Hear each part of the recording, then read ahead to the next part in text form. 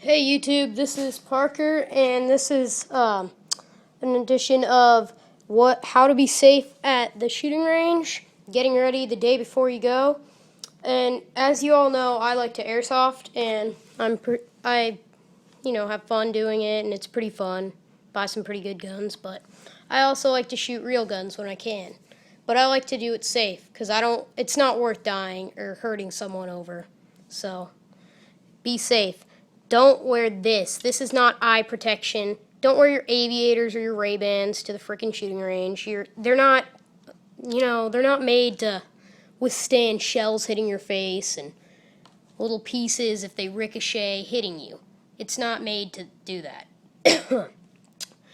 Hearing protection, don't wear these. These are earbuds. You don't want to wear earbuds. They're not going to work. You're just going to end up getting hurt or kicked out. Because you need to be able to hear the people talking, but you don't want to be deafened by all the gunshots going off. Because there will be other people there shooting big guns. You might be shooting a big gun, and they are very loud. Even if it's an outdoor range, you still want to wear hearing and eye protection. And I recommend a pair of gloves if you're shooting a .22, well, specifically a cheap old .22, because we will be shooting my .22 revolver. And it's kind of old and cheap, so it's not made very well, so it kind of gets gunpowder shooting out the back a little bit. So I always wear my gloves. These are my airsoft gloves, but I'm still gonna wear them. So multi-purpose there. I always bring some Band-Aids with me just in case, because sometimes when that thing goes back, it'll hit you on the hand. My dad made that mistake before when we shot my friend's Glock out at the range, and it hurt his hand really badly. He was bleeding, but yeah.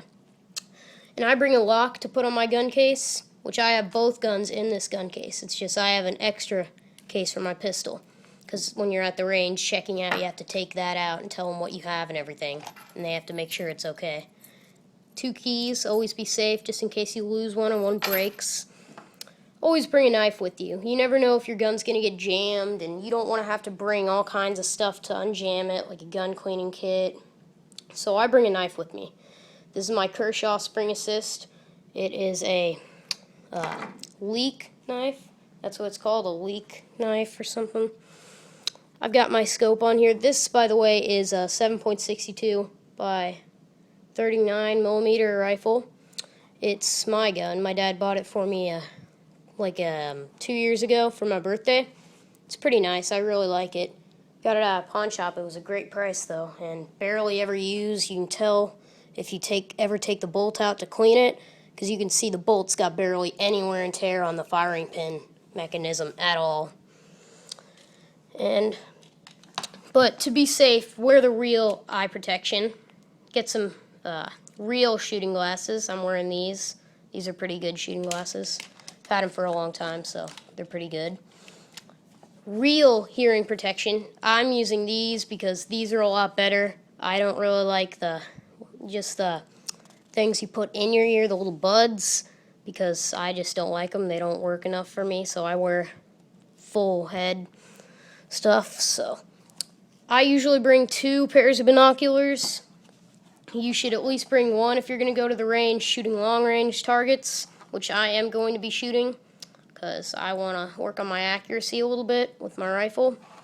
So yeah, I want to be able to see the target after and have my dad spot for me a little bit, and I don't want to buy a spotting scope because they're freaking expensive. Always have a scope cover. I use just this scope cover because we got it with the gun, but you can use bikini covers. Those are pretty nice too. But yeah. Always bring a fair supply of ammo for what you're going to be shooting that day.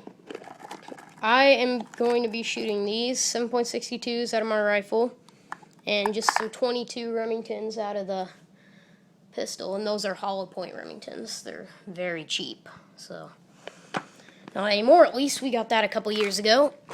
But yeah, same with my bullets. They're pretty cheap, about $7-8 for 20 of them. So they're pretty good priced. It's a Russian round, so we get tool ammo. It's pretty cheap, so yeah. And we always bring a screwdriver or an Allen wrench for what we might need to take off or adjust, like scopes, windage, elevation. If something gets jammed in there, you might have to take out a screw and get the barrel out, which you should always get permission from the owners of the range or the supervisor, because they might not want you to do that right there. They might have someone that comes in and does it because they don't want anything bad to happen. And I'm bringing an unjamming rod. You don't have to. This just came with my airsoft gun, so I'm going to bring it just in case the 22 gets jammed or my rifle, because it's a pretty good sized one, and it's not as big as my my real unjamming rod for my rifle and pistol, so I don't want to have to bring the huge one out with me. So yeah. And last but not least, always bring a gun bag, a range case, okay? You want to bring a range case. Don't bring a plastic bag or a grocery shopping bag. That's really stupid. Don't just spring for the extra 50, 20 bucks and buy a real bag or a backpack and bring it. And also, I almost forgot, but one extra thing, you never want to load your guns before you go to the range. You load them when you are there, you've checked in, you get to your booth or spot, and they have approved firing. Then you load your gun and you can start shooting. But when they tell you it's a ceasefire, you step out of your booth after unloading your gun and placing it on the rack, and then you go out of the booth and you put the chain on the thing, lock your booth up, and then you go down range if you want to change targets or look at what you've been shooting or move up or whatever. Or if you're not, just stay there, but don't go in your booth when people are down range.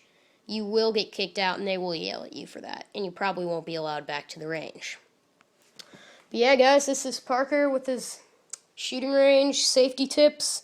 Please follow all safety tips that I have told you and any qualifying safety tips from your local range that you were going to. And have a nice day.